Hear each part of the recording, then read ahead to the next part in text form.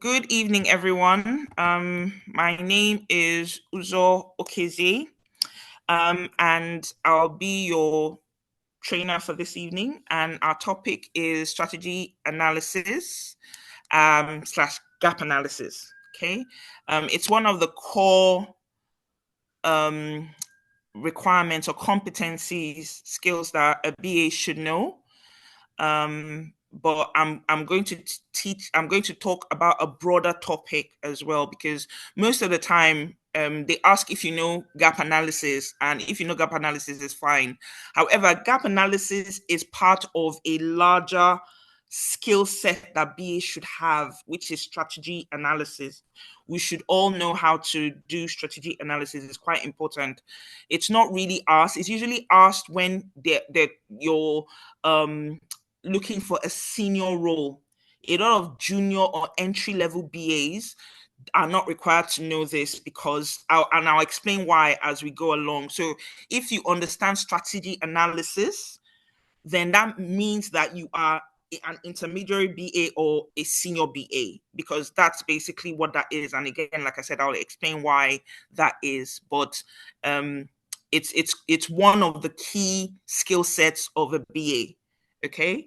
And I'll explain the difference, but it's a bit of a meaty topic that I won't even scratch the surface of. Trust me, I in an hour and a half is not enough time to scratch the surface of it. But I just want to introduce you to it so that you have an understanding of it, and then you can do your research going forward. Okay, so basically, what we're going to talk about is, again, strategy analysis slash gap analysis. Sometimes they're used interchangeably and sometimes they're not. Gap analysis itself is a technique, but it's also part of strategy analysis. So we're going to explain all of that. Then we're going to understand how to we're going to talk about how to understand the current state of either a business or a project, or whatever it is that you're focused on, defining the future state, performing. How do you perform gap analysis? What are the tools and techniques you need for it? We'll talk about some real world case studies if we have the time, and then we'll do Q&As. And I have some assignments for you, at least two. One is part of the course, the other is at your discretion. I hope you would do both of them anyway. So let's jump right in. What is strategy analysis? So it's basically understanding your business or organization environment, assessing what the current position of that business is or what the environment is, defining where you want to go to, so the future states, and determining the best way to get there. Yeah. So it's strategy. And by understanding what strategy is, it's usually the first thing you do before you undertake any project. Before a project is green lit, there's usually some strategic analysis that has been done. So if you understand how important that is, then you understand why a lot of lead BAs or senior BAs are the ones who are asked if they understand strategy analysis, and it's not usually a competency for entry level BAs or junior BAs, because it's usually done before the project starts. And I'll explain why. So it says it's the up work, it's the pre-work, it's pre-project work. So before the project has been commissioned, this is part of what you do to understand the business environment, assess what the current position is within the organization. Sometimes that organization's position, externally, and then you now determine what the best course of action is in order to achieve the strategic goals and objectives. So it is done to initiate the change process. Once you've done this, then you have everything you need to say, these are our business goals. This is where we are at the moment. This is where we want to go. This is how we get from point A to point B. And then this is our roadmap. So that's basically what this is. And it's, like I said, it's a critical part of a business and a huge part of what business analysts should know. So again, we need business analysis because, I beg your pardon, strategic analysis or strategy analysis, because it prevents mistakes. It clarifies what the need is before we even start discussing solutions. So whenever I'm talking about solution, what is the business need first? What do we want to achieve first? Where are we in relation to what we want to achieve, and what is that gap? What is that bridge that we need to cross to get from where we are to where we want to be? Okay, so you're going to see some recurring, which is current states, future states. You have to understand the risks, assess the risks. The business has to say, yes, we are willing to take on these risks, and then you now develop your change strategy. So, based on all the information we've gotten, this is our strategy. This is what we want to do.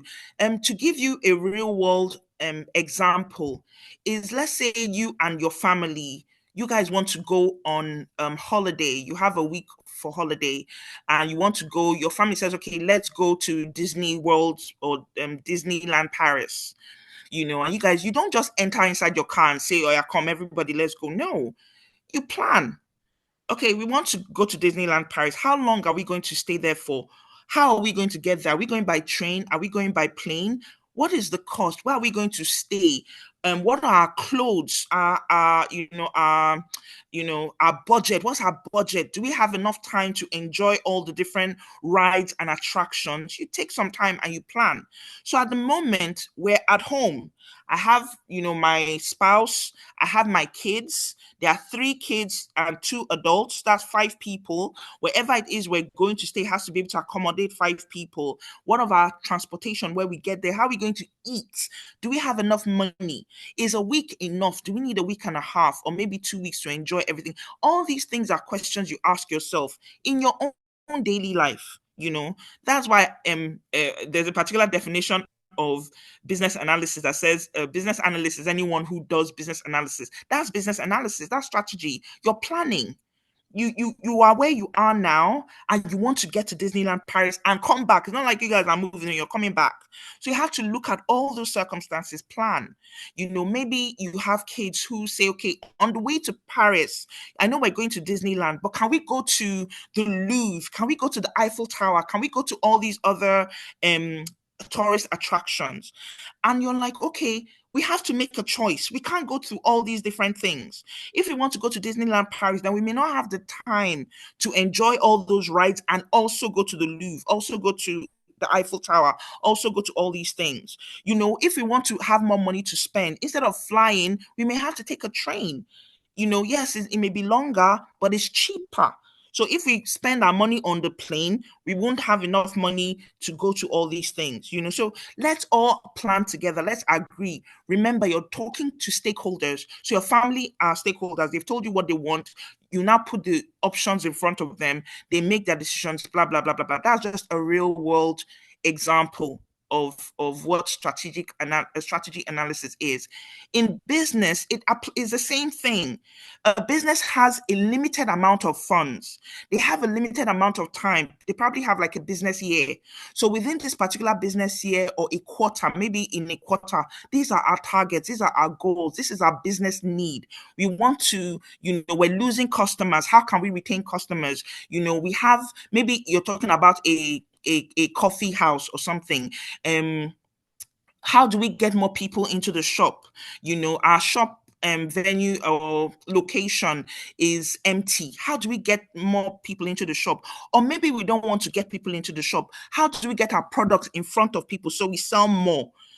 So maybe we want to add our business to Uber Eats or Deliveroo, so you can be in your home and order. You don't have to come into the shop.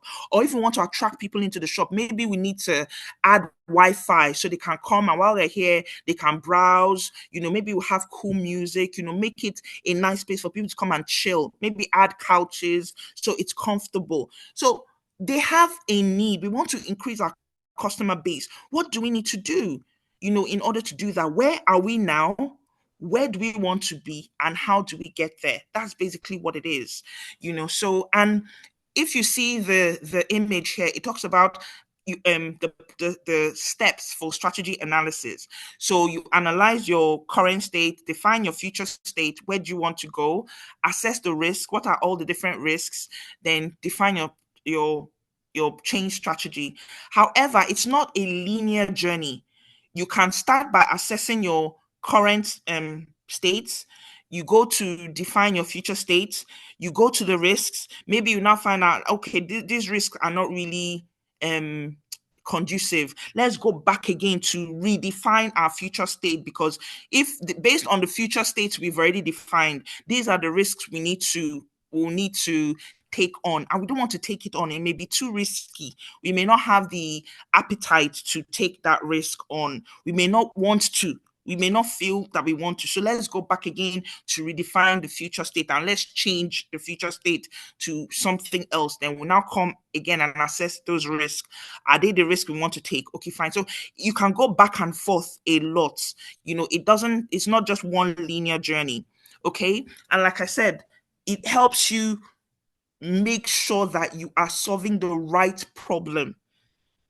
You don't want to solve the wrong problem. You can say, for example, like for example, I'm working on a project at work, and there's a manual process that some of the admin team they've been using Excel sheets to do something for a while. We want to say, okay, let's automate that process to make things easier for them, and we're getting they're handling like maybe like 100 employees. We want to recruit like 1,000 employees. They won't be able to do that manually. So in order to accommodate the 1,000 employees that we're hiring, we need to automate the process, so we make it um a lot less prone to error. We make it easy for people to do all of that.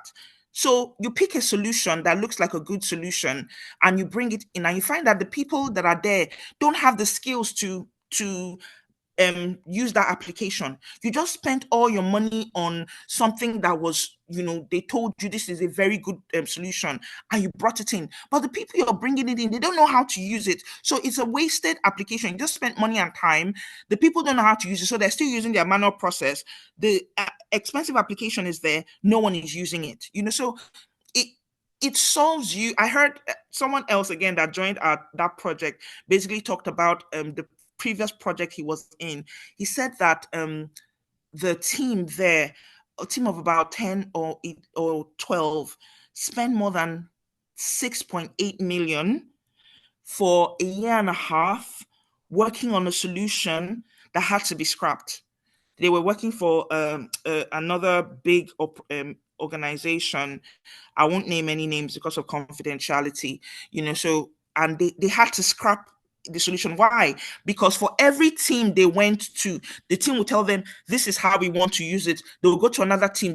That team will tell them, this is how we want to use it. They'll go to another team, this team. So by the time they customized the application so much to meet all the needs of all these different team members, it was just unwieldy. It was different from what the original product was. They had just changed it so much that nobody could use it. So they had to scrap the whole thing again, bring in another project team, and they try to rectify it, because that problem is still there. They still needed to solve the problem. So these are some ways that organizations waste money. And because the strategy had not been agreed on, what are we doing? What problem are we solving? Is the solution fit for purpose? Does it meet the problem? Do we have the budget to meet all these needs? So all these things are questions you need to answer, you know. So like I said, the key concepts of strategic analysis is it has to support. Businesses always change. All the projects we're working on are change projects. They're all transformation projects. So most of the time, businesses want to change. They want to improve. They want to grow. So that's why business analysts will always have jobs. So strategy analysis supports all these change products and projects, and it also meets the objective that the business wants and everything. And then um, as a BA, you have to understand what the key concepts of strategic analysis is, and make sure that your whole team understands when we're talking about this particular thing, this is what we mean. Or, so don't have a different understanding of the terms that we're using when we're talking about a particular key concept. This is what it means, and this is what we're going to be doing. So it's the business analyst that drives that process to ensure that there's clarity within the team, that communication is properly is improved. There's communication within the team, and then there's alignment from the business sponsor, the project sponsor, to the project team, to all the different work streams or different business units that are involved. The business analyst makes sure that everybody understands when we say these things, this is what we mean, and this is the kind of work we're doing. So then there's no confusion, and there are no mistakes, that kind of thing. So it's really very important that you, as a business analyst, you understand what these concepts are, and then you communicate it to your team so they too understand what the concepts are and what are these concepts that we're talking about. Okay, I needed to change that. My apologies. So change initiative. Okay, when we say that the key concept we're talking about is a change initiative, and it means an action that is undertaken to solve a business problem or achieve a business objective. So when we talk about change initiatives, we're talking about a particular action that is specifically targeted or focused on changing, achieving an objective or solving a business problem. Business need, again, like I said, is a problem and opportunity that drives the need, for the change. So what is that thing that we want to solve? What is that business need that needs to be changed? It's a problem. It doesn't always have to be a problem. It can be an opportunity. For example, everybody's moving to AI now. That's an opportunity. It's not a problem. It's an opportunity to, add value, to the organization and all of that. So there could be an opportunity. Maybe there's a policy change or something that the business can benefit from, and say, okay, our competitors have our yeah, competitors, they've all started doing this particular thing, and it's helped improve their business. If we do it as well, it will help our business as well. So that's an opportunity. A business objective or goal, it drives, what is that goal? It's usually something that the business wants to do. It always drives projects, always drives initiatives, always drives what do they call it? Change and transformational projects. Okay. Again, it's either a goal or an objective. Businesses set goals, they have targets for themselves, usually every year, sometimes every quarter. So once they want to achieve that goal, um, they now set projects in place to say this project will sort out this particular goal, this project will sort out this particular objective. Then these are uh, two very important terms. I've been talking about them for a while. It's the current state, or we call it the as-is state. Yeah, it represents what is the business doing now, how are its processes run, what systems does it have, what services does it provide, what people, what employees or people, again, does the business have, what are their roles, what are they doing, and then the future state. So to be, it's like, what is that, what do we want to go, what's that outcome we want, what's that condition we want the business to be in after the change has been implemented. And then obviously you have like a change project. The initiative is different from the project. When you have a project, it's a well-defined project. We're now working on this project. It's go, this is the value we want to get at the end of the project. Okay, so there's an adage that says you can't fix what you don't understand. Okay, so when, as a business analyst, when you want to start a strategic analysis, you have to understand where you are first. Again, the analogy I talked about with going on holiday, you have to know where you are first. Who is going on holiday? Yeah. Where are we going on holiday? No, forget about the where. We're looking at the current state now. So How many people are going on holiday? How much time do we have? How much money do we have? What are our goals? What do we want to achieve on this holiday? Is it an adventure holiday? Is it like again, that's solutionalized. Let's leave that. So where are we at this point? How much holiday time do we all have? Vacation time for the kids and parents, can they take a week off? Where are we now, basically? And then in terms of the business, what exactly does the business do at this point? Yeah, you have to understand that. Where are we now? You have to understand where you are now before you start thinking about where you want to get to or how to get there. So that's when you start analyzing the current state. They tell you, for example, the project I'm working on, it's a manual process that we're currently using now. We want to automate it. Before you even start talking about anything automation, how exactly does it work now? Show me what you guys do. What system do you people use? How does it work? How many people are you servicing at the moment? How many people are working on it? Like, what your team? How big is your team? How do you guys interact with HR? How do you interact with finance? How do you interact with all these different data, IT, digital, all these different work streams? How do you guys interact with them now? How do you manage your team now? What applications are you using now? Yes, you're using an Excel sheet, but you're also using maybe Workday, you're using Teams, you're using some current applications that you're handling manually. How do you use them now? Very, very important.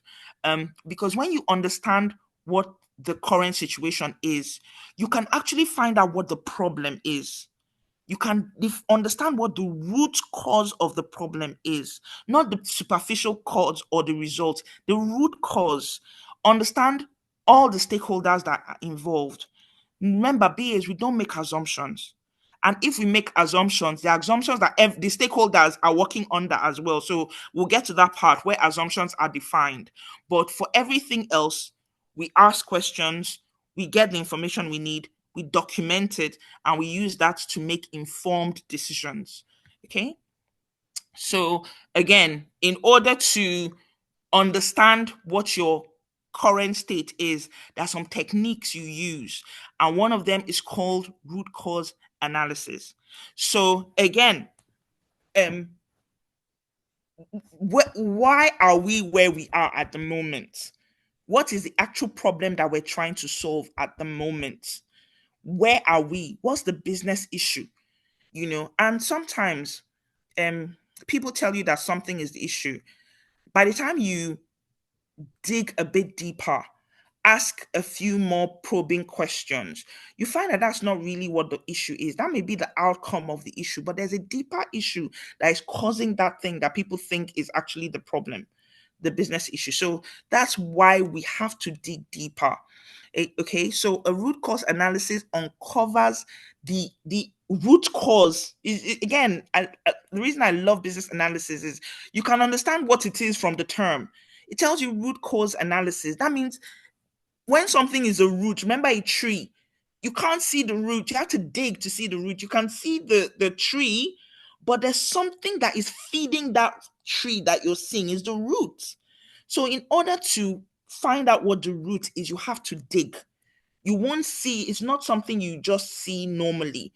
So you need to actually probe and dig before you find out what the root cause of that issue is. Yeah, and it's very, very important. It helps um prevent a lot of mistakes and make sure that you're solving the right problem. And there are some techniques, I'm sure some of you may have heard of them, but I'll just go through three of them. The first one is the 5 whys. Yeah. um Again, the a lot you'll find that if you um are conversant with a lot of what happens in business or IT, you find that it's not only business analysts that deal with these things. These are common business terms, and a lot of people within the industry understand all these things. They are common concepts, but when you understand it as a BA, it makes you sought after to do the work. Okay, so 5 whys is again a common tool to find out what the root cause is. So someone tells you, okay, the problem is that our deliveries have been coming really late. We all order from Amazon. They'll tell you that it's going to be delivered tomorrow by 10 p.m. It gets delivered on Friday by 6 p.m. and it happens consistently. And then you're like, the problem is that my Amazon packages are always coming late. That's the problem. Okay, then you now go like, why is it always coming late? Is that delivery driver? I think he has a problem. He's new, he doesn't really know his way around. Oh, why doesn't he know his way around? Oh, because the place he's delivering to is actually a new place, is a new build. So Google Maps hasn't really identified um how to give directions there. So drivers that are not conversant with that place, they find it very difficult to located, and maybe they'll go back with the parcel. Okay, why? You keep asking questions before you know it. If you say, okay, my parcel is delivered late, you say, okay, let's fire the driver. He's very incompetent. Let's get another driver. You get another driver, the same thing happens. You get another driver, the same thing happens. You're like, okay, there's a deeper reason why this thing keeps happening. But when you find out the root cause, again, the root cause may be this is a new build. A lot of drivers don't know it. It's not on Google Maps or Sat Nav yet. It hasn't been located there. Okay, so in order to do that, maybe we should find a way to ensure that it's now part of Google Maps, so that anybody who plugs this address in will be able to find it, and that issue. So before you know it, once you find out what the root cause is and you address that root cause, then all of a sudden your packages are arriving on time. Everybody is getting their packages on time in that area because you found out what the root cause is and you've sorted it out. So you keep asking probing questions. Firstly, what is the problem? Why is it happening? Why is that thing happening? Okay, so why you keep asking? They say it usually takes about 5 whys to get. It's not a hard and fast rule. It could be 4, it could be 6, it could be more, but usually around 5 whys. If you keep asking why, before you get to the main thing. Okay. Another technique is called the fishbone diagram, or the Ishikawa diagram. It's really cool. If you see the what do they call it? The diagram here, you see that it looks like a fish bone. Yeah, the head of the fish, and then the fins of the fish. So the head of the fish is the problem. Then you now identify all the different things that are affected by the problem. Then for each particular one, you now dig deep to find, okay, so people, process, equipment, all these things are things that cause the problem. Why? What is the people element of it? Why is the people element having an issue? Okay, why is the process element having an issue? By the time you go through this entire step, you would have diagnosed what the root cause of the problem is and all the different factors that are affected by it, or maybe that cause it. Again, another name for it is cause and effect. So maybe something is happening to the people that is making it happen, all of that. So you're not guessing, you're not making assumptions. You've found out what the issue is. So when you propose a solution, that solution will solve the problem. Okay. Then the other one is an interrelational diagram. Okay. So if you can look at the diagram, you're seeing all these different issues and you're seeing how each one affects the other one. It's like there's an a dependency. There are interdependencies on each one. One is affects two others, and two affects three others. So you have to identify what all the issues are, which one affects which ones. And because if you solve one and you don't solve the other, the one you haven't solved can affect the one you solved and cause it to reoccur again. So you have to identify all the interrelated issues and make sure that you have, it's like you're having a holistic view of the entire problem and how each one affects the other one. So you make sure that you understand the relationship with each one and you start prioritizing how you're resolving them. Let me give you an example. Okay, so there are two projects an organization wants to undertake. They want to undertake a new service model. Let me say, for example, the example we gave. We have a coffee shop that wants to increase its customer base, increase its turnover, the amount of money it makes. They're like, okay, a good solution, since everyone is now doing at home delivery, rather than trying to get people in, or maybe in addition to trying to get people in, let's also do home delivery. In order to do home delivery, you have to have people to deliver the thing at home. Yeah, either you have your own staff that, that even prepares those orders.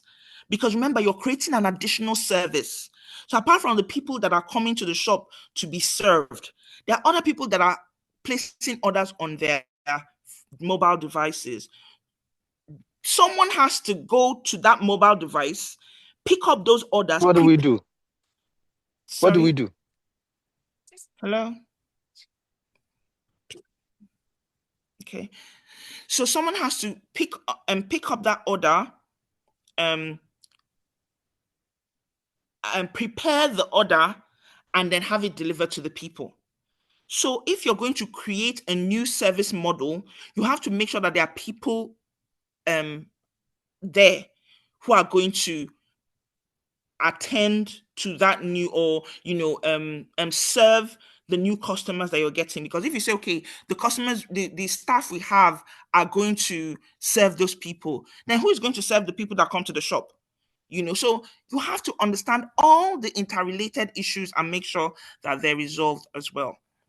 So another strategy is a business model canvas. Okay, so this one basically takes a an understanding of what the business is. What kind of business is this?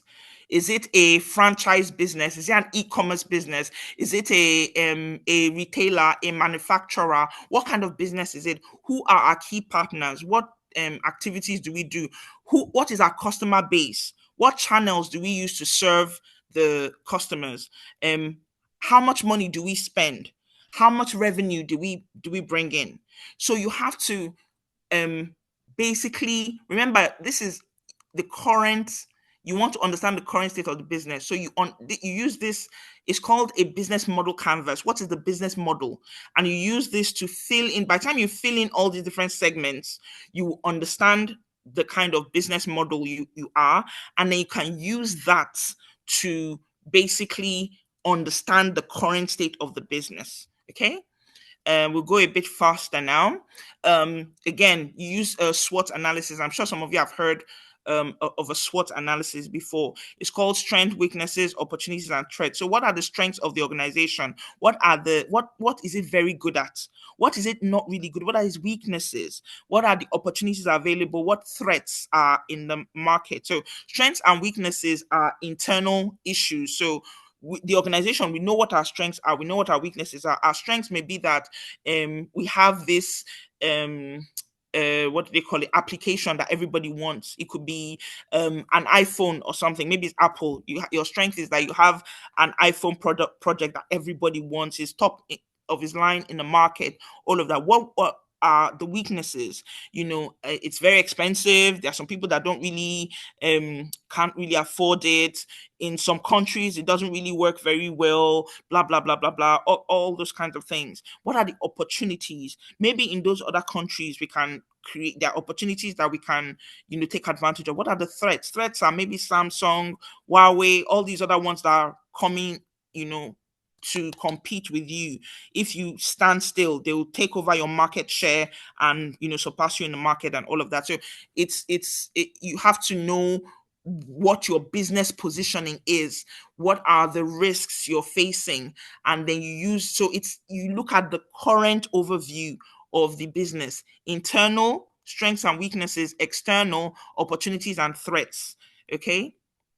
Then another way of assessing the current state of the business is to use process modeling. We just did process modeling, so we know what process modeling is.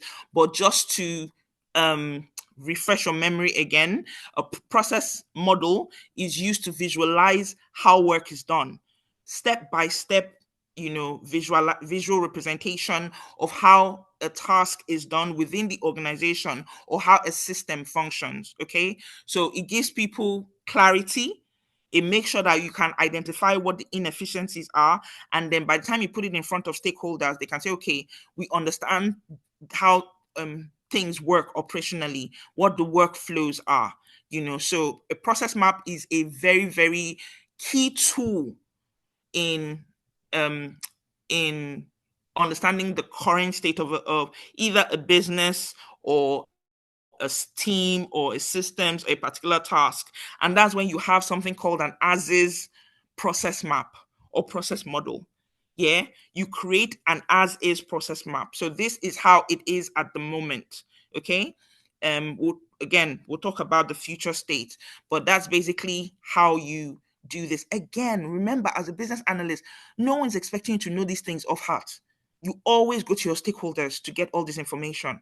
Always. So the skills you need is know how these things work, and then you say, okay, I want to create a process model, I want to understand the business model, or I want to do a root cause analysis. Then you bring your stakeholders in, and then you conduct either interviews with them or workshops, and then you use that to build whatever it is that you're whatever technique that you're working on.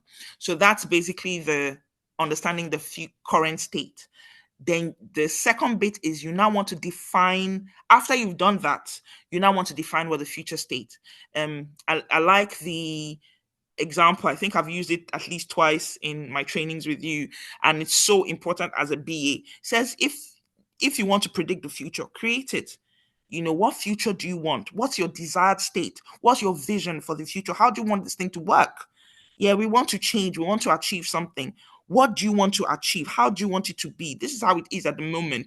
How do you want it to be in future? Again, stakeholders, you get them to tell you how they want it to be. So again, it's a shared vision. It's not just one person that is doing it. Everyone understands what the outcomes are, what the benefits are, what value will be added to the business, and how this will ensure that the business goals and objectives are met. Yeah. Again, you do it with stakeholder interviews, discussions, use all the techniques that I'm telling you about. One or more is your toolkit. You pick the one that is needed and is relevant, and you use it. You describe what the outcome is. You can use a map to show it to them. We'll talk about those techniques as well. You analyze how this will fit into the enterprise architecture. So this is the current state of it. How will it fit in? How will it work with everything else that is currently available within the organization? And what value will it add to the business? Okay. So it's after you've done that you now talk about identifying the solutions. You don't even talk about solution before you've assessed what the current state is and determined what the future state is, because that will determine what the solution is. Yeah. If you're a family of 5 that want to go to Paris for a week, and someone gives you a ticket to Switzerland, it doesn't help you in any way. It's a ticket, yes. There are lots of things to do in Switzerland that is really great, yes. But you guys want to go to Paris. You want to go to France. So the solution that is being proposed does not meet the business need, does not meet the need. So as wonderful as it is, thank you, but no thanks. So until you understand where you are, where you want to be, a solution is very premature. You don't even want to talk about solutions until you've gone to the first 2 steps. After you've done that, then you now say, okay, what solutions do we want? I remember you guys initially when we're talking about stakeholders, I'm like, oh, can business analysts recommend solutions? We do, but we do based on knowledge. When we're recommending solutions, I'll get to that eventually. We'll tell them this is where the business is. This is the business need you have, right? You told me this is your business need. This is your objective. This is your goal. So I understand what the business need is. This is where you are currently. We'll show them the current state. This is where you want to go, that business need that you've identified, the future state. In order to go from as is to 2B, point A to point B, this is the solution that will get you there. And you don't even just do one, you can do multiple solutions, and then you can now do, okay, these are the pros and these are the cons. If you're going to go with this solution, this is what it can do for you. If you're going to go with this other solution, this is what it can do for you. This is what it will take to implement it. This is how much it will cost. This is the training you will need. This is the time. It's all data driven. It's not because you like my face or you think I'm the bee's knees. No. Look at all the data backing me up. So based on all the work I have done, the strategic analysis, the gap analysis I have done, These are my recommendations. They're not suggestions, they're recommendations. You do it, oh. You don't do it, oh. What's my own? I'm a business analyst. I've given you the data. If you want additional data, you can ask me for it again, but everything is backed up. And again, we'll go through how to do all of that, because you use your business case in the end to put everything together. But again, identifying solutions, okay? Nothing you do as a BA is a solitary task. You always have to facilitate it, um, and document it, but you're not the one to generate it. Okay, so your role is to guide all the different stakeholders, ensure that everybody is able to, even determining the options as well is something you need to facilitate. Okay, and you need to make sure that everybody is thinking rightly, thinking collectively, and thinking, um trying to solve the right thing, yeah, in the right way. And sometimes you find some people just going off tangent. You bring them back again to say, "Oh, that's a wonderful suggestion you're talking about. That ticket to Switzerland, it's a wonderful thing. Maybe the next holiday we'll go to Switzerland. But now we've agreed that we want to go to Paris. And if we want to go to Paris, that solution you've given won't work." Yeah. So you always have to do that as a BA. This is the business need. This is where we are. This is where we want to be. The solution you propose is a really great solution, but it will not meet the business need, or maybe it will not meet the business need completely. It will not give us the desired outcome we want. So while it's a very good solution that you're proposing, we can keep it on the back burner and go somewhere else, and make sure that we meet the business need. Otherwise, you won't be able to achieve what you want to achieve. So make sure you do this while identifying the right business solution options. Okay. Solution discovery, basically, like I said, is collaborative. You use your stakeholders, your SMEs are very, very, very important. Again, coming back to, because I always like to give real world examples and everything, at least something that I can articulate. This is what's happening and all of that. So the project I'm currently working on, like I said, manual to automated. Yeah. The admin team that is working on it, I'm working with SME, and we talked about all the things he would like to get. By the time I documented all the requirements, I went back to him to refine them and approve them. And as we're going through, he was like, yes, yes, yes. By the time we got to things with data, he said, that would be nice, but I'm not really in the position to talk about how the data works. We went to legal. Well, I would be lovely. I believe that would be a good requirement, but I'm not really in the position to, give you legal requirements. Same thing with privacy, same thing with security, same thing with digital, so finance, HR, he's admin. All the requirements that had to do with admin, he went through. If we need to refine them. What we need to approve. So I marked all of them with green. The ones that needed additional SMEs from other business cases, I just highlighted them. I'm going to find out. So who is our financial SME for this project? That's the person I'm going to meet to go through all the finance related requirements and approve them. Same thing with security, same thing with privacy, same thing with legal. So you need the people whose job it is in that particular area to go through your requirements, or give you the requirements, number one, then go through the requirements um and make sure that they authorize them. So again, if you're working in an organization that has its organizational standards across all the projects I'm working on, when it comes to security, I know security, it's some security requirements, some, not all. So based on my knowledge of, because security is security.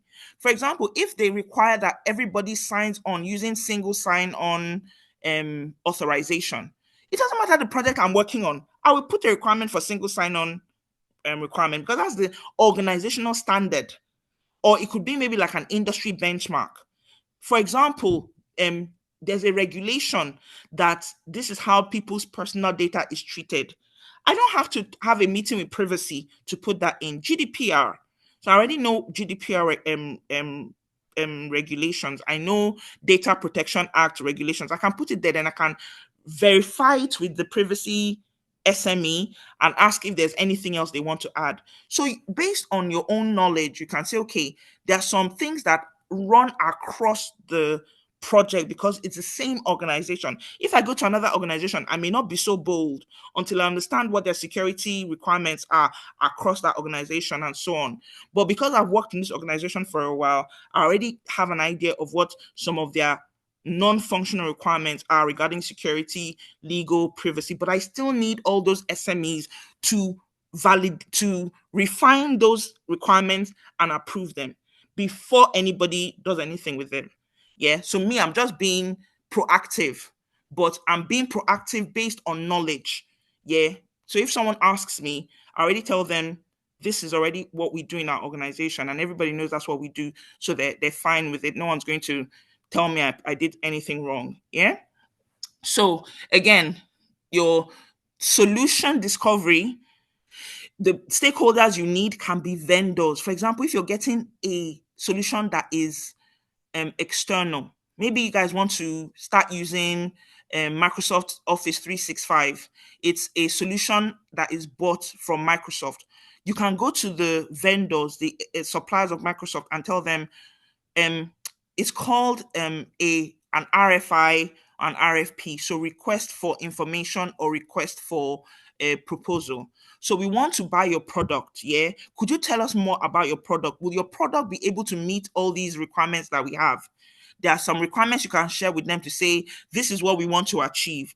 Is your application or your product able to do this thing? So you ask them to give you information, and based on that information, you can say, okay, this is the right solution for us, or this isn't the right solution. Again, I've talked about SME, subject matter experts, based on their domain knowledge. Okay. Customers, end users, you can use competitors. What are the other people in the industry, comparable organizations in the industry doing? And obviously, you have your delivery team and your key stakeholders. Okay. Best practices, make sure you get wide participation from as many people as are affected by that project or have an interest in that project. All your stakeholders, get their input to say, this is what we want to do. What do you think? Is it the right solution? What solution do you think? All those sorts of things. Document all what they tell you. Yeah, you can go through them later, but just document their proposals, their options, and make sure that they align with business goals. So when you finish documenting it, you can already say this aligns with the business goal, this doesn't, because you have the requirements, you've gotten the requirements from them. Okay. And facilitation techniques, we already know what that is. We know how to do that to avoid, like I said to you before, some people may not really, you could be driven by the loudest voice in the room, and meanwhile the quiet one has a really good idea or might know something that everybody doesn't. So as a BA, you make sure that not only dominant voices are the ones speaking, everyone in the room speak. And then you now use visual methods like mind maps, grids, solution matrices, gap analysis matrices, wireframes, a lot of different diagrams, process diagrams, all of that, to visualize the options, prototypes, all kinds of different things to make sure that you show them what it would look like. So this is what it would look like if we implement this particular solution. Okay. So again, I've talked about this. I'll skip it real quick. So a technique for solution discovery is also elicitation, because that's what you need. So the same thing you used to get requirements is the same thing you used to get solution options. And I really like the image here. This is when when we thought it was requirements gathering. It's not, it's elicitation. You don't just pluck it from the air. It's not like you have to dig for the real thing. You have to research. You have to interview people. You have to ask probing questions. You have to get the answer you need. It's not, sometimes it's not really easy or something you can pluck. You have to dig in order to get it. Okay, so that's elicitation. We know all about that. Then financial analysis is really very important. It's a good way of eliminating solutions. So someone tells you, in order to, what's the business need? The business need is that, our contractors are always on the move and we're not really able to get in touch with them. Sometimes we may need to get back in touch with them in order to get their participation in something. Maybe they work in different locations and you kind of want to, keep in touch with them to be able to, maybe they want to work remotely, something, and you say, okay, the solution is to maybe buy everybody Mac. Maybe, we need to give them laptops so they can work remotely and phones. So we're all going to give them Apple products, Mac and the latest iPhone, supply everybody with that. By the time you calculate the cost, so okay, this is what is going to cost us. When are we going to start recouping the benefits of the cost? When are we going to get a return on our investment? Maybe you don't get a return for your investment in 10 years or 12 years. You say this solution is not really feasible. I don't understand how we spend all this money and we'll keep losing money. We won't recoup, we won't get a return on our investment for a long time. Then that solution, let's just cancel it or maybe put a pin in it and all of that. So a lot of times, again, the example I was giving you, you want to go to Paris, France, you want to go to Disney World, your children are saying, want to go here, want to go here, want to go here. Like, our budget will not allow all these different things. Pick one, maximum two. After that, then, we can, we don't have the money, we don't have the time to do all these things. So financial analysis is important. Now, a lot of BAs shy away from this because they're like, financial analysis, I don't know anything about financial analysis. What do you mean by payback period? What do you mean by internal rate of return? I don't know all these things. BAs, we don't need to know them. Who is the financial analyst that is a resource on my project, please? You go back to your project sponsor. We need a financial analyst to do the financial analysis on this particular strategic analysis, and they'll assign someone to you. Tell them what you need, they'll do it, they'll give you information, you put it there. That's basically what you need, and you use that to you understand what it means. That if they tell you that you get your return on investment in 3 years, by this solution you get the return on investment in less than a year. This other one you get the return on investment in 5 years, and so on and so forth. You can read. You don't have to do it, but you can see the results, and the results provide data that the stakeholders can use in making their decision. So don't shy away from any of these things. No one expects you to know it.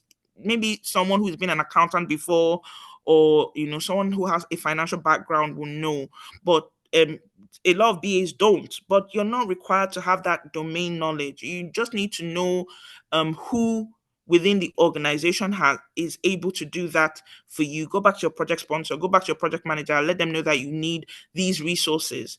I need someone from legal, I need someone from privacy, I need someone from IT, I need someone from data. I need them to give me the information that I need for my project. I don't have to be a domain expert in that particular field because I can't be. I just know I'll know everything. It's not possible. Yeah. So don't shy away from all these things. It's important. Oh, I beg your pardon. This is not elicitation. This is supposed to be constraints, assumptions, risks, and dependencies. My apologies. Please excuse me. Yeah. So another what do they call it? Another technique is to determine what the constraints are. I already talked about time, budget, regulation. There are some things that you cannot do as a regulated organization. There are some policies that will make sure that there are some things you cannot do. Assumptions. What assumptions are we working on? So we want to bring in a particular application. Are we working under the assumption that the staff know how to use this application? Or are we working under the organization that we have the technological, they call it technological stack.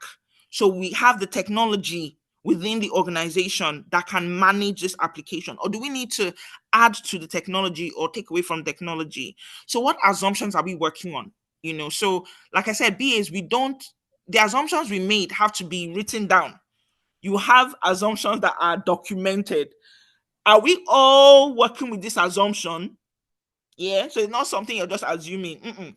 You write it down. Same way you write risks, you write dependencies.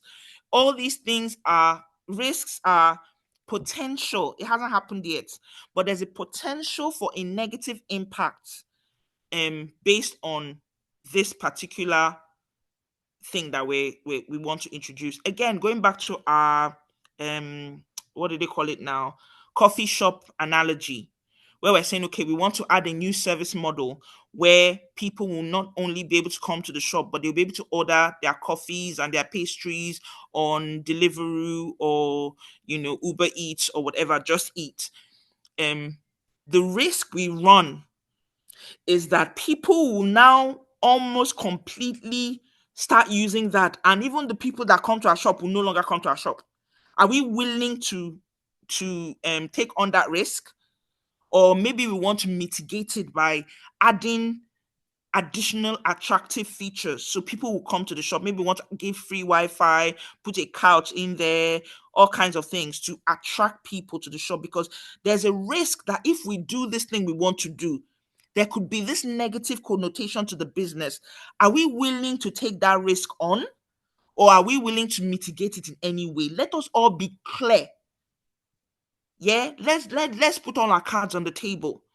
These are the constraints we're working with. These are the assumptions we're working with. These are the risks we're working with. These are the dependencies we're working with. Okay? So you document all these things and get your stakeholders. Again, stakeholders, get them to identify all these things for you, get them to approve them. Sometimes they'll say, no, that risk is too, I don't have the appetite for, it's called a risk appetite. I don't have the appetite for that risk. I don't want to take that risk on. Let's look for another solution. Or they'll say, yes, we have the risk appetite. We're willing to take on that risk. We're willing to mitigate it. We're willing to do what we need to do to make sure it doesn't happen. But yes, let's go ahead. Signed and delivered. So everybody knows that we're working on the same thing.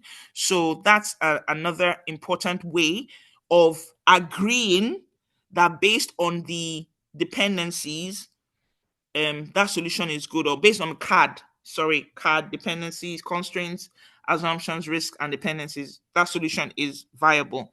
Then this is the almighty gap analysis.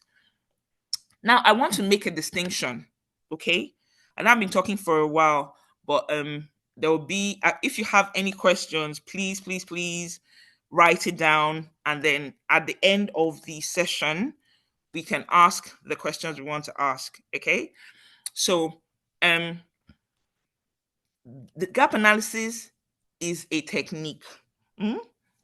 But sometimes when people are talking about strategic analysis, they call it a gap analysis, because the act of strategic analysis is identifying the gap in the business. But apart from that, there's also a technique called gap analysis technique. So it's two things at the same time. But trust me though, when people say gap analysis, they mean the second one. They don't mean the first one. They mean the second one. So that's why I'm calling it gap analysis. And this is the one that every BA should know. You should know whether you're a new BA, old BA, whatever. All these ones I'm telling you, like I said, that's why it may seem a bit more mature. Yeah. But I wanted to talk about gap analysis, but still talk about it in the broader for me, it's like killing two birds with one stone, to be honest with you. Yeah, it's very easy to talk about the technique of gap analysis, which I could have done, but I kind of wanted to talk about everything together. So when you say you understand strategy analysis, trust me, it puts you, it gives you a leg up. It gives you an advantage. It tells people that you've been involved in strategy. Only key people are involved in business strategy. It's just like saying your parents are planning their budget and the kids are talking. What does a 2-year-old or a 5-year-old know about how much we make and how we want to spend our money on rent and council tax and bills? Even the 7-year-old, the 10-year-old, is when you start getting to 16 and all of that you even start understanding the concepts. So the fact that you understand strategy analysis already tells people that you've gotten to a particular level in your business analysis journey. So start now, like I said, to start learning a bit more about it. But let's focus on the technique of gap analysis. Yeah.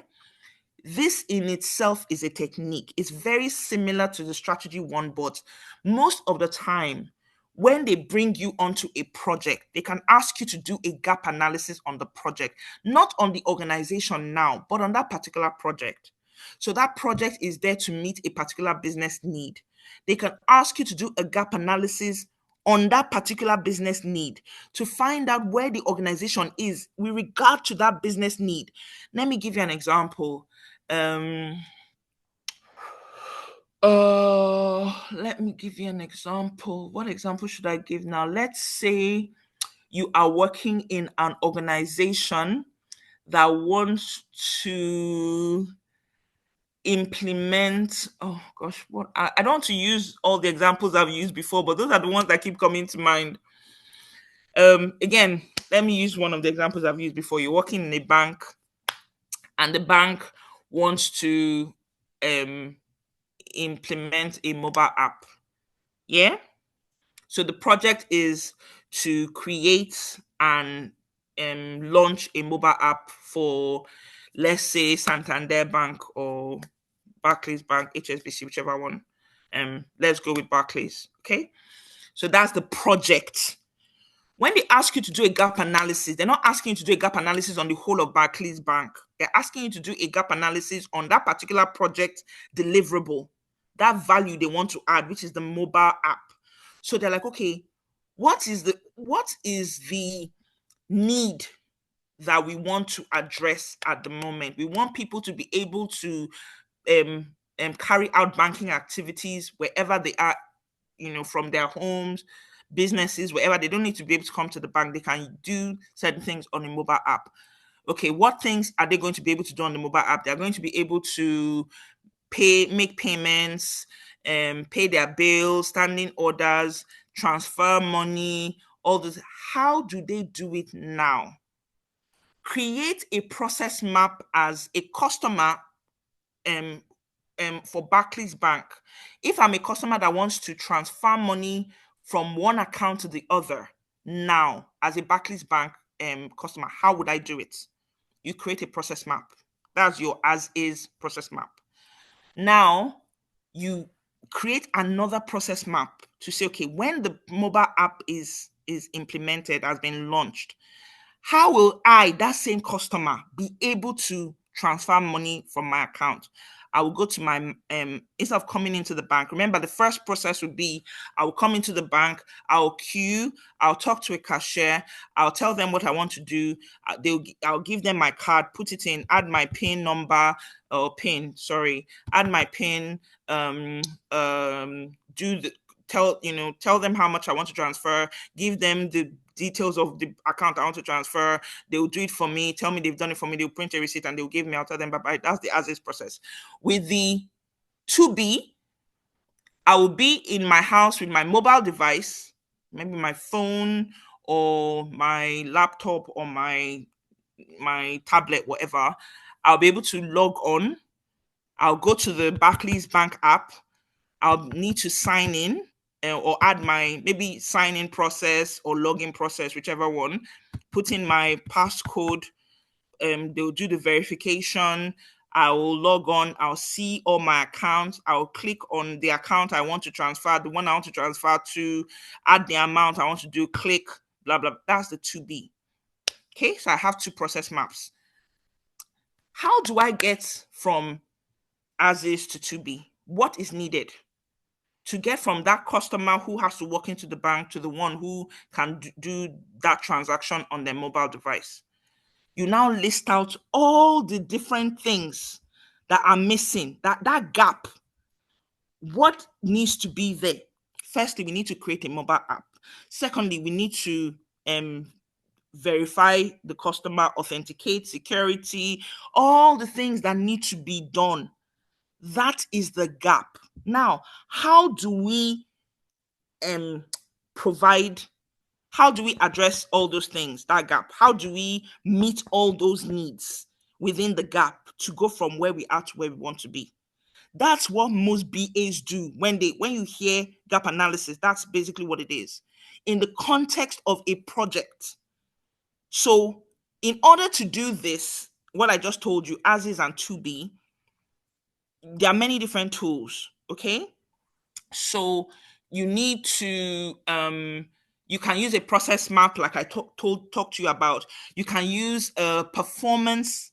You might need again, sorry, there are different kinds of gaps. Again, before we talk about the tools to address them, there are different kinds of gap. Sometimes, do you know, okay, so here it says process gap. I've explained that. Performance gap, requirements gap, capability gap. Yeah, skills gap, capability and skills gap, they're very similar. So we want to bring in a new application, right? And the application is going to be run by our data team. Let's just say it's data team. Yeah. So it's a new application. These are their current skill sets based on what they do. But by the time that application comes in, they will need additional skills to be able to use that application. What is the gap between their capability now and the capability they will need for those skills? You identify what the gap is. How do we make sure that we bridge that gap?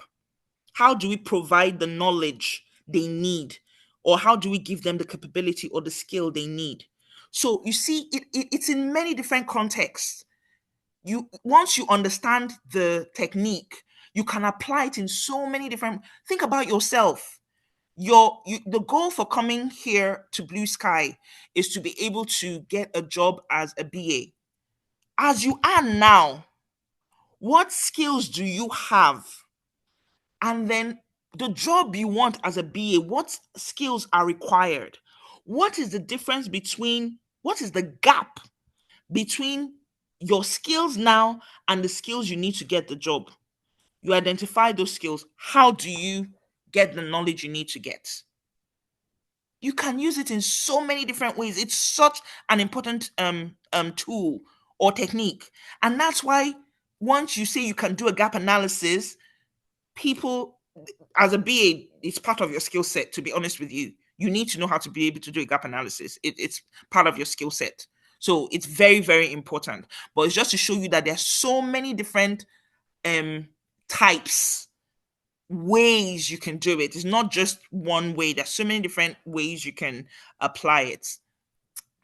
I'm sure from everything I've said now that you can understand some of the benefits of the analysis gap. Like I said, there's so many different ways to do it. You can do it for digital transformation project, redesign, if you want to redesign, implementing a new project. I've talked about new project, service delivery. I've talked about operations, staff upskilling. I just talked about that, new technology, maybe AI, all of that. You can do it for all of that. I'm sure I've highlighted what the benefits are. You need it. You need to do it in order to meet an organizational goal or objective. You can use it to highlight a key resource. Um, unavailability, like this resource is missing, or there's a performance gap, or absence or shortfall. I mean, the word is there. So you can use it to define your scope for change delivery. Like, all this project will be to address this gap. Anything outside this gap is outside the scope of delivery of this project. The only things we're going to deliver, the only value we're going to deliver is this gap. If it's not part of this gap, then it's not part of this project. So you can use it to define the scope of your change project. Okay. You can use it to prioritize, say, okay, in order to get this, in order to get to where we want to get to, we need these skills first. So this comes first. It automatically gets priority. And then you can build a case for investment in people. So if they tell you processes or technology, they tell you that there's a gap, you can go back to your stakeholders, your business, your project sponsor, business stakeholder, to tell them, yes, you want to achieve this particular goal, but say you see this gap. If you don't meet this gap, you won't achieve that goal. It's not by magic. This is where you are now. This is where you want to go. This is the gap.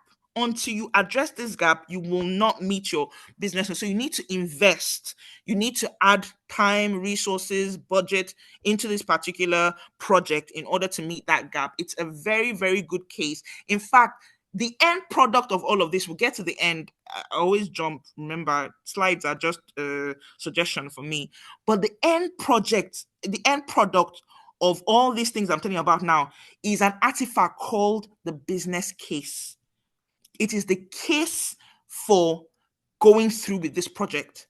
If you look at this business case, you will see all the reasons why this project makes fantastic sense. We'll get to that in the end, but again, that's your output. You've This is all these things are your input. You're doing all these things. The outputs of your of all of these things is your business case, and you use your business case artifact. That document is one of the most important documents in a lot of organizations. Some of them will not start a project until they have seen and approved your business case. They will not. It doesn't matter what you say. All the information needs to be done in the business case, and when it's approved by the powers that be, then they'll fund your project. So you see why this is pre-project work. Yeah, very, very important. Again, these are some tools. I've talked a lot about them. I won't go through all of them again. Your matrix, side by side, as is, to be. Again, you can do this with a process map. Sometimes you can do this with an Excel sheet. It doesn't have to be. There are so many different formats. Please go online and Google business analysis, gap analysis matrix, or gap analysis matrix templates, and then you see some of the different templates available. I've talked about SWOT, process models, your as is and to be, your business model canvas. I'm sure you guys know about the requirements traceability matrix. Okay, that's what they're talking about. And then your capability assessment framework. I talked about capability. So what is the current capability in the organization and what's the target one? Then this is your how-to guide. I've gone through most of them. What's your objective? Assess the current state, define the future state, identify what the gaps are, recommend. We don't suggest, we recommend. And recommendation is always data driven. So you're doing it based on fact A, fact B, C, or everything. You have facts to back you up. It's not just, oh, I heard that there's a good thing going out there. Why don't you try it? No one who runs a serious business wants all of that. And then obviously you need to prioritize, okay? And document. In fact, this thing you're doing, it will give the project manager the information they need to create a roadmap or all these presentations. That's why a BA, most of the time, the people that know how to use BAs, the BA is the first person on the project because the BA does all these things pre-project. Once the business case is done and is greenlit, then a project manager is assigned, and then you now have all your project team people. So you see how important you are as BAs is really important. So you're doing discovery work, you're doing pre-project work. Is the BA's role. All these strategic analysis is what we do. So when you've done all these things, then the output you have, they will take that document, approve the project, and then by the time the project manager is coming, that's the document they will use to start working, to create their roadmap, to create all these presentations, to start doing what it is they need to do. So it's really, really vital that you know how to do all these things. So based on all the things you've done, your strategic what do you call it, strategy analysis, you now have what your change strategy is.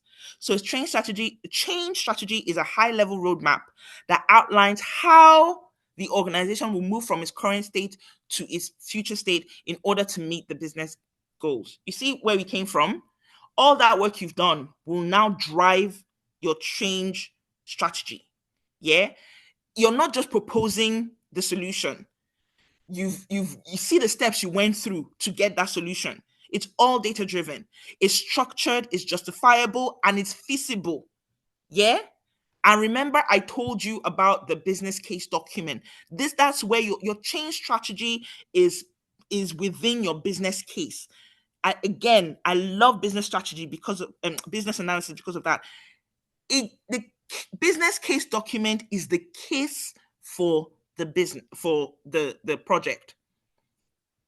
Why do we need this project? Why are we funding this project? It's all in the business case. This is our goal, the thing we want to achieve. You guys were the ones who set your objectives and goals and targets for the business. No problem. I've taken it. I've assessed where we are currently based on your goal. This is where we want to be. So future states. These are the different possible solutions. These are the financial benefits of each one. This is how feasible it is for us to do it. Are there any gaps within our organization that will stop us from doing it, or that will encourage us to do it? Everything is put in your business case.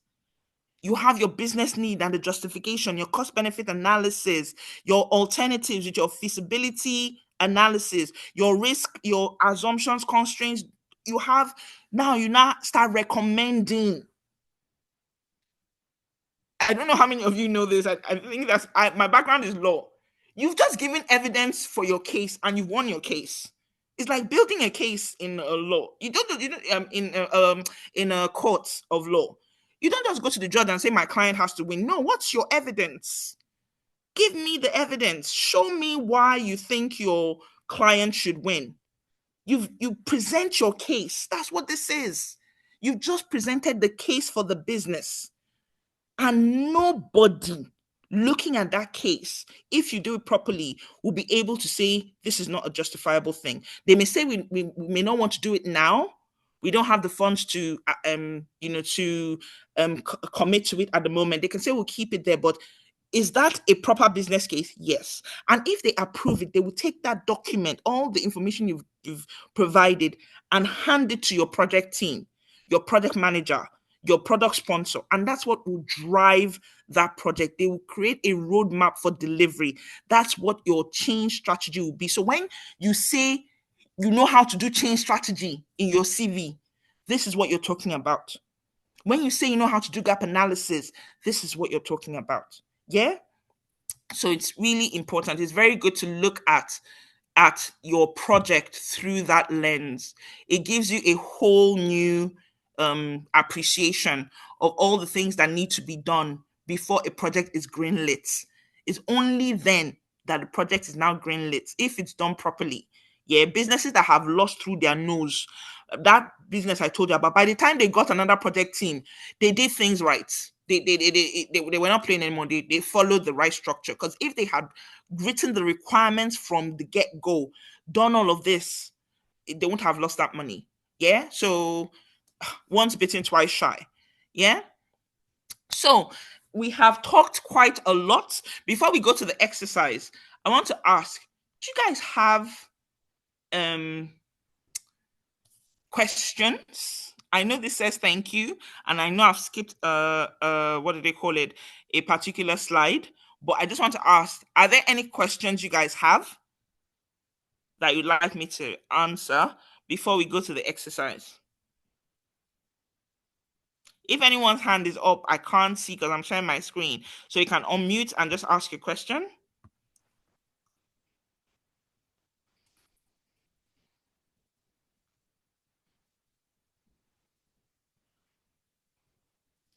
No questions? Okay, I'll take silence as a no. So I'll go back again to the exercise. Okay.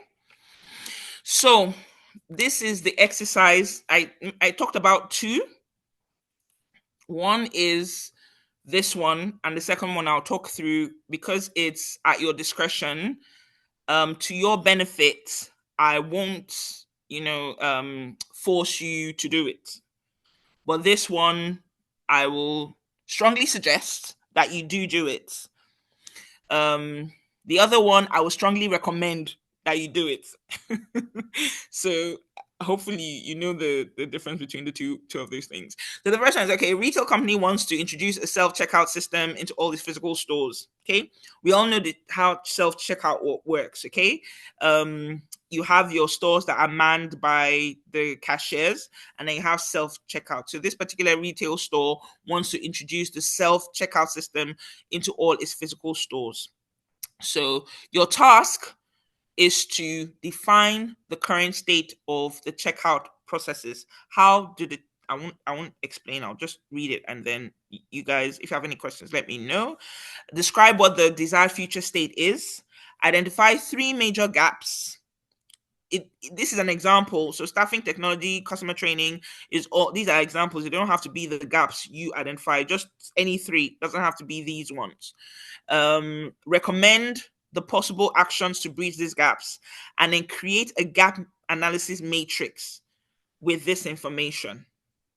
Okay, so again, it's here. I will take a screenshot of this and share it with you guys. Although if you look at the video, it should be here. I'm leaving it on here for a while so you can see it, but I'll also take a screenshot and share it. The second one is, should you choose to accept it completely at your discretion, although I strongly recommend that you do it. And it's for your own benefit, and it's different for each person because it's a personal one. So I talked about the fact that you can do a gap analysis on your own personal skills. Yeah?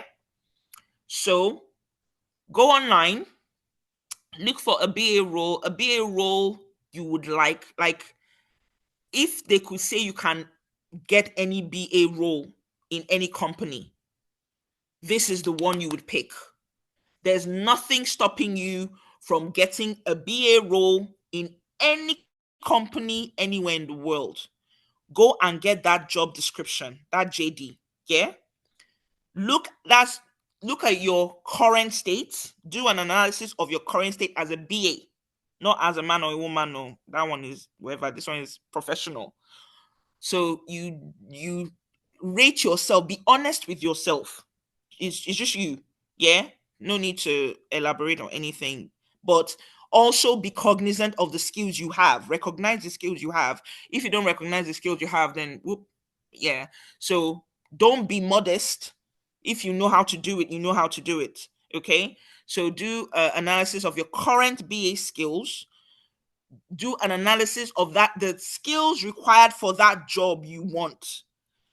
Then do a gap analysis on the gap between where you are now, your current state, and your future your future desired state. Okay, so your current state is you currently as a BA, the skills you have as a BA based on your training and everything you've done so far, and then your future desired state, that job in that company as a BA that you would take if you could get any BA role in any company anywhere in the world. That role. So current professional BA state, future desired BA state, then identify the gaps, the professional gaps between where you are now and where you want to be, and create a gap analysis matrix and identifying those gaps. Yeah. So I hope I was able to describe it properly. If I can, I'll document it. But because it's a if you choose to accept it thing, I didn't want to put it down here as well. This is your actual exercise. The other one would help you tremendously. Even till now, I still have like a skills matrix we work on in the BA community in the advanced team. We have like a skills matrix, and everyone's name is on every skill. So you go and you access yourself. Are you low on this particular skill? Are you competent, or are you an expert? So you can. There are 3 different levels, or 4 actually. I have no knowledge. I have low knowledge. I'm competent here, or I'm is really high. I have really high knowledge in this particular skill. So we have a document in the BA community, in the advanced team, where each person's name is on the document. So as you have that knowledge, you can update it the way you want, or you can look at it and say, okay, I don't have these particular skills as a BA. I need to upskill. I need to get these skills. I don't have them. They're really important to me as a BA, and I need to get them. So we do it. What I'm asking you to do, we all do it in the advanced team, and I do it personally as well. Yeah. So it's how I need to be able to know where I need to upskill, not just going around and trying to do anything. It has to be intentional. I have limited time. I have limited budget. I have very limited resources. So I need to be able to know exactly where to put my effort and the little time that I do have and the little resources I do have. I need to put it there because I have a goal, I have a desired goal that I'm aiming for. Okay. So that's the benefit of that. Again, it's completely up to you if you do it. But this one is part of your exercise. I would definitely like to see it. If not this Friday, I'll give you guys some leeway. I'd like to see it this Friday at our workshop. If not this Friday, then the upper Friday. I'll ask for it. So anyone that wants to share their screen, I'm happy to share their screen. Also on Friday as well, like I said during the demo, some of you did really well trying with the process map. And as you can see, process modeling is part of this as well. One of the main forms of gap analysis is your as-is process model and your to-be process model. So as a BA, you can't avoid process modeling. How to create a workflow, process maps, you can't avoid it. You're either doing a use case, or you're doing a customer journey map, or a user journey map, or a gap analysis where you do your as is and to be, or you're doing your there's so many different process. They'll ask you for regularly for process maps is what we do as BAs. Okay, so it's a skill you need to know. So for those who attempted it, kudos. I want you to bring those process maps on to the workshop on Friday. If you have any questions for me, fine. But if you don't, let's work on our process maps. There are things I would like to show you on there are some particular things you guys are missing. So I want to correct those things to make sure that you understand process modeling. So I think I saw 3 separate process maps in your demo. So I know at least 3 of you have done the process map. If you've all done it, it'll be brilliant. And you can come with your process maps.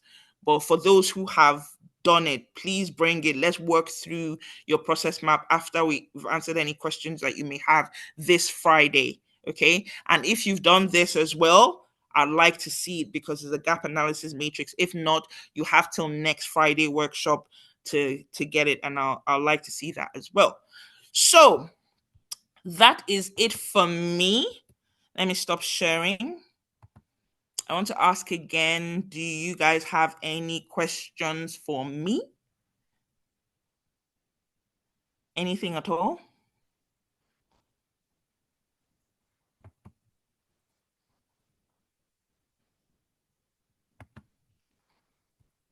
No? I think the question I had has been answered.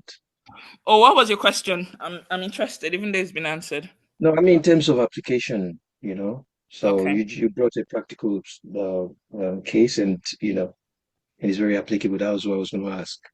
Okay, cool. Yeah. Nice. Like I said, they're different. The most popular types of go online, yeah, and look for gap analysis templates. It's quite important. In fact, if you want to do a gap analysis on the project you're working on now, it's not a bad idea. It's actually not a bad idea, honestly. You decide if you want to do a gap analysis based on where you are and based on the project mandate. So you have the project mandate, so you already know what the desired state of your project will be, but you're not there yet. So you can analyze what your current state is of your project, analyze what the project mandate says you want to be, and then do a gap analysis on both of them. And you can use an as is and a to be process map, or you can use a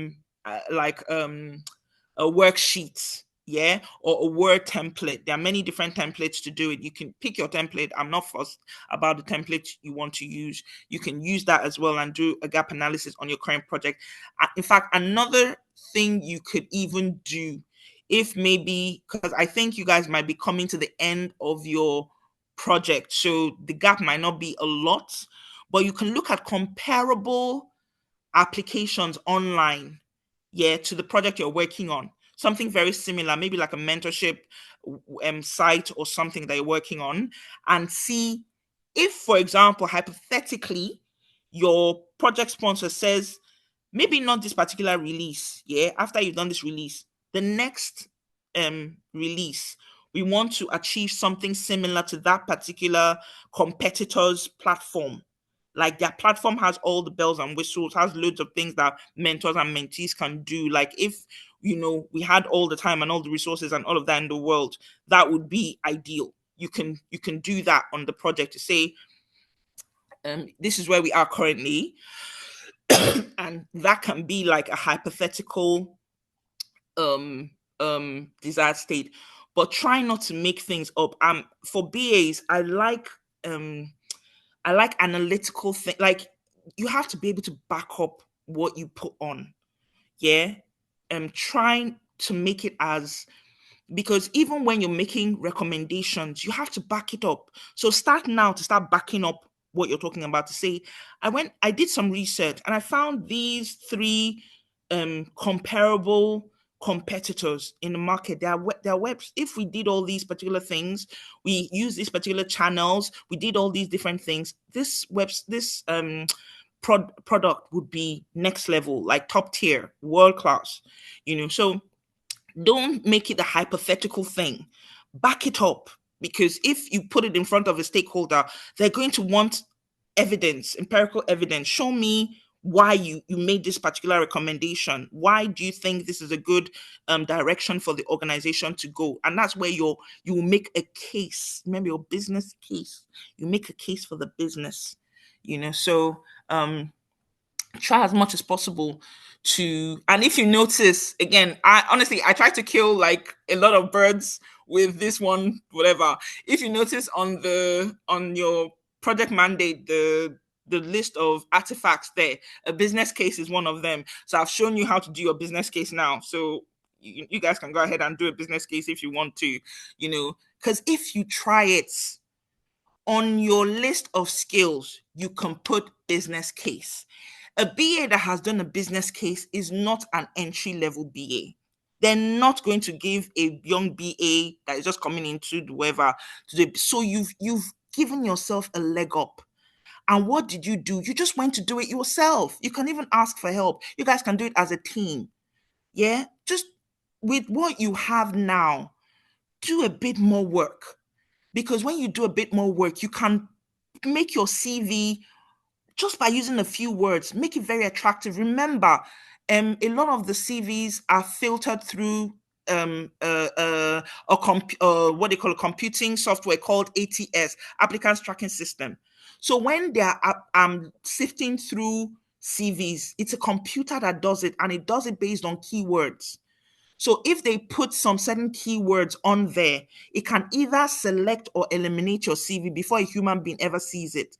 So just by adding some of these skills on your CV, you've given yourself a leg up. You've ensured that you are, a bit further on in the game than other people, because you have this knowledge. And honestly, I know there are people that can blag their way through anything. I'm not one of them. If I say I know how to do a business case, I will go and learn how to do a business case.